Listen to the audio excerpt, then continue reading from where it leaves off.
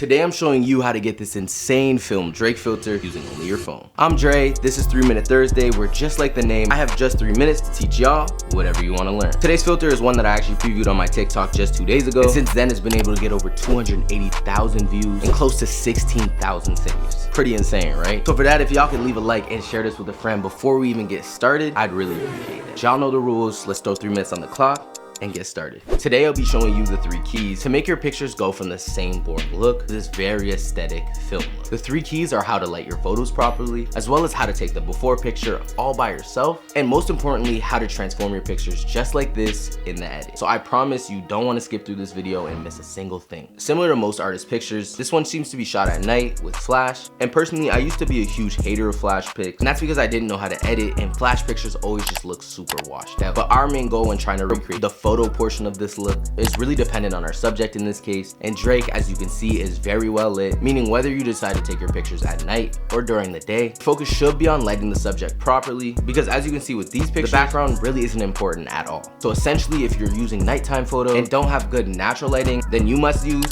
the flash. Otherwise, you're gonna get a very dark or noisy image, which will probably look nothing similar to what we're trying to achieve. This is the exact lighting that I'm using for my pictures. I just have my neon sign turned on. Besides that, I'll be using my iPhone 11's built-in flash. But now it's time to shoot, so right before I do that, here are a few items that you could buy for your phone that will make it much easier to take these pictures with no help for anybody to take your pictures for you. I recommend using these 2 things, which are a tripod so you can easily set up your phone and find your angle, and a Bluetooth shutter, which will allow you to take your pictures straight from this device. So if you take pictures often, I definitely recommend getting these 2 items because they save you a crazy amount of time, and to be fair, they aren't too expensive at all. If you're interested, I'll leave the links in the description, but it's now time to get these pictures, so I'll be right back.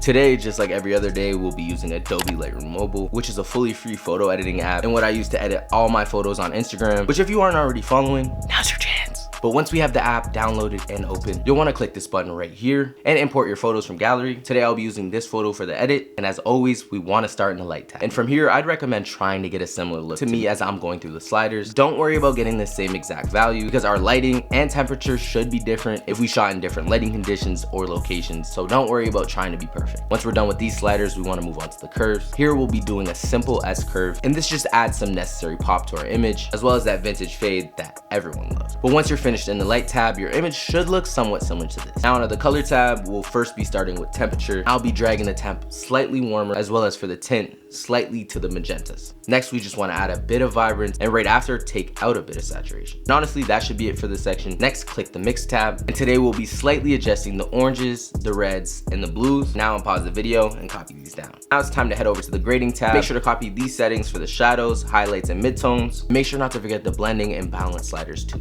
Go ahead, pause now, and get these settings down. And as you can see, this is where we see a huge change to the image with the before and after of the grading tab. And just to finally add the last bit of sauce, which will fully complete our look, we want to head over to the effects tab. Here I added a bit of texture, went a little bit into the negative for dehaze, and of course the grain, which will give us that noisy film look. Before revealing the edit, if at any point you struggle to follow along or just want a shortcut, I just added this Drake V2 preset to my site, as well as added it to my everything pack, and this bundle is updated all the time with new presets. So if you purchase it, you'll get all the paid presets on my website right now, and at least once a month I'll be adding extra presets at no extra charge, which you'll be able to use forever. And if you move fast for Black Friday and use code 50OFF at checkout, you can get 50% off any of my presets on my web store, and the code is limited to the first 50 people. But now that I'm done paying my bills, it's time for the moment that we've all been waiting for. Here are the before and after of today's tutorial.